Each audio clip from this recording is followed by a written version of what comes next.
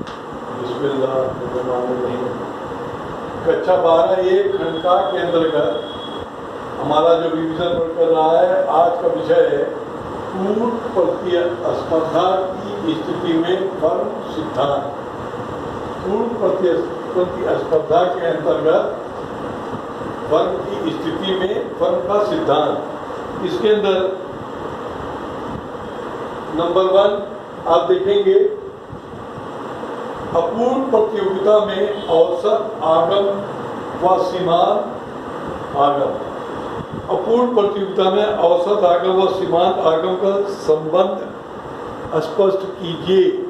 इसके अंतर्गत अब आप देखेंगे, अपूर्ण प्रतियोगिता में सभी उत्पादकों की वस्तुएं समरूप नहीं होती और स्वयं उत्पादक अपनी वस्तुओं का मूल्य निर्धारित करता है, क्योंकि बाजार में उसकी वस्तु की निकट स्थानापन्न यानी सब्स्टिट्यूट बदल वस्तुएं पाई जाती हैं, अतः वह अपनी वस्तु की कीमत घटाकर अधिक वस्तुएं बेच सकता है। और उसके बाद नंबर 2 है पूर्ण प्रतियोगिता की विशेषताएं। पूर्ण प्रतियोगिता की क्या विशेषताएं हैं, इसके अंतर्गत देखें। नंबर 1, फर्म को इसके अंतर्गत उद्योग में प्रवेश करने अथवा उद्योग से बाहर निकलने की पूरी स्वतंत्रता होती है पूर्ण प्रतियोगिता में। नंबर 2, क्रेता और विक्रेता को बाजार की स्थिति के बारे में पूर्ण ज्ञान होता है। नंबर 3, उत्पादक के साधन पूर्णतया गतिशील होते हैं। गतिशील का मतलब मोटिवेशन, एक स्थान से दूसरे स्थान तक जाने की उनके पास सुविधाएं होती हैं। ये एक उत्पादक को छोड़कर दूसरे उत्पादक के पास कार्य के लिए जा सकते हैं। तो इस तरह से पूर्ण प्रतियोगिता की विशेषताएं आपको बता दी गई। ये सब सारे प्रश्न लघु अति लघु के अंतर्गत पढ़ाए जा रहे हैं। आप सभी लोग इसकी नोट बनाएं। नंबर 3, अपूर्ण प्रतियोगिता की विशेषताएं। अभी आपको पूर्ण प्रतियोगिता की विशेषता बताइए। प्रतियोगिता की विशेषताएं इस प्रकार है। नंबर 1, अपूर्ण प्रतियोगिता में सभी उत्पादकों की वस्तुएं समरूप नहीं होती। नंबर 2, इसमें उत्पादक स्वयं अपनी वस्तुओं का मूल्य निर्धारित करता है, क्योंकि बाजार में उसकी वस्तु की निकट स्थानापन्न सब्स्टिट्यूट वस्तुएं पाई जाती है। नंबर 3, अपूर्ण प्रतियोगिता के कारण वस्तु की अधिक इकाइयां बेचने के लिए उत्पादक अतिरिक्त इकाइयों का मूल्य घटाता चला जाता है। इस प्रकार से आपका पॉइंट नंबर 3, अपूर्ण प्रतियोगिता की विशेषताएं आप लोग को बता दी गई है। अब इसके बाद चौथे नंबर पर आते हैं, किसी फर्म के आगम से क्या अभिप्राय है। मैं आगम के बारे में बहुत बार बता चुका हूँ, आय से है। तो नंबर 4 पर किसी फर्म के आगम से क्या अभिप्राय है, तो वस्तु की बिक्री से उत्पादक को जो धनराशि प्राप्त होती है उसे आय या आगम कहते हैं। दूसरे शब्दों में फर्म की आय या आगम उसकी बिक्री से प्राप्त होने वाली कुल आय कही जाती है। अब देखिए,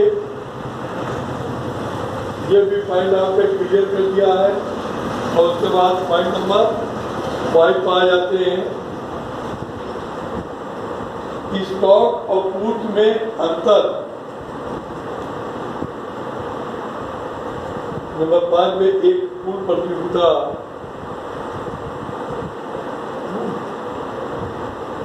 एक पूर्ण प्रतियोगिता बाजार में संतुलन। नंबर 5 है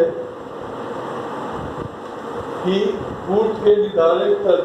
नंबर 5, एक पूर्ण प्रतियोगिता बाजार में संतुलन।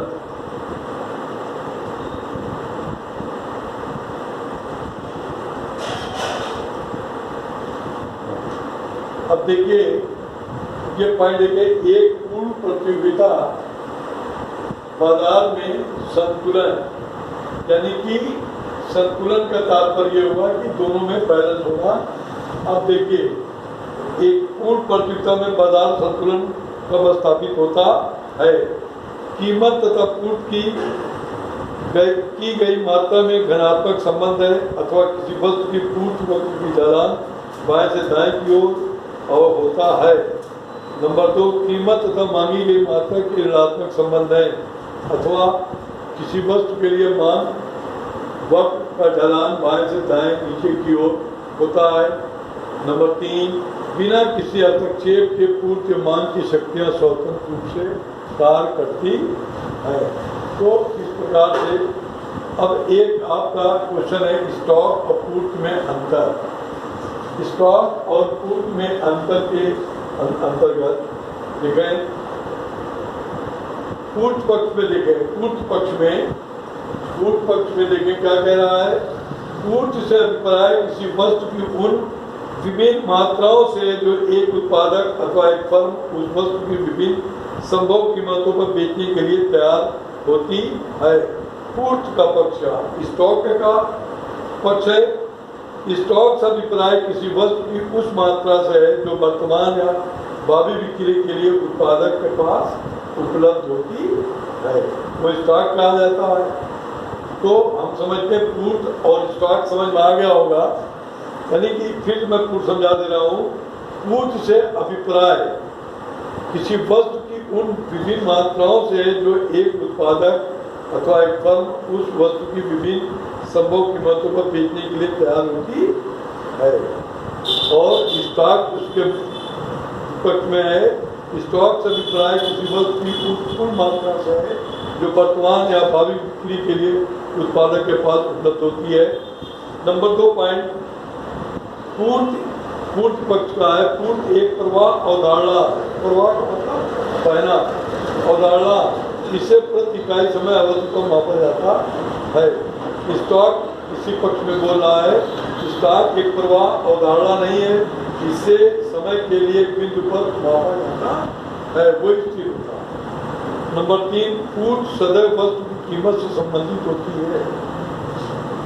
पूर्त सदैव कीमत से संबंधित होती है। कीमत जब बढ़ती है तो माल की पूर्ति की जाती है, कीमत गिरती है उसकी पूर्ति नहीं की जाती। स्टॉक वस्तु की कीमत से संबंधित नहीं होता या नहीं, स्टॉक जो होता है वो कीमत पर नहीं, उसका जो निश्चित समय होता है उसके बाद उसको स्टॉक बाहर करना होता है।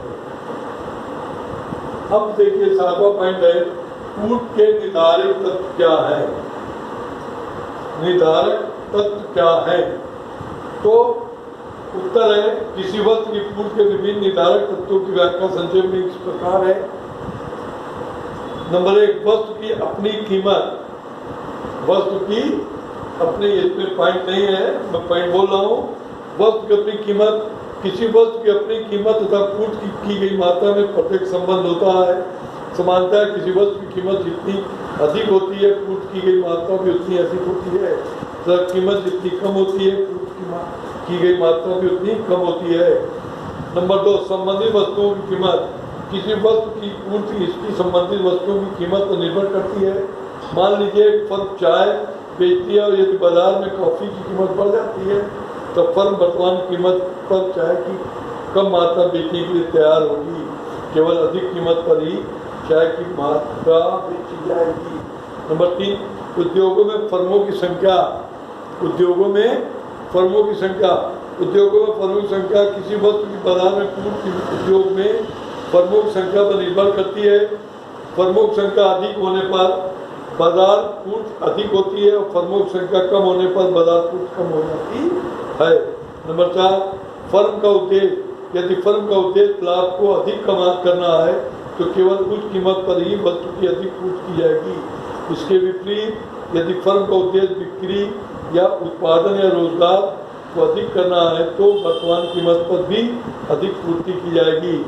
नंबर 5, उत्पादन के कारकों की कीमत। जब किसी वस्तु की पूर्ति पर उत्पादन ने उन कारकों की कीमत का भी प्रभाव पड़ता है जिनका प्रयोग उनके उत्पादन के लिए किया जाता है। यदि उत्पादन के कारकों की कीमत कम हो जाती है तो उत्पादन की लागत भी कम हो जाती है। इसके अनुसार वर्तमान कीमत पर वस्तु की अधिक पूर्ति की जाएगी। इसके विपरीत यदि उत्पादन के कारकों की कीमत बढ़ जाती है तो उत्पादन लागत भी बढ़ जाती है। ऐसी स्थिति में वर्तमान कीमत पर उसकी कम पूर्ति की जाएगी। धन्यवाद।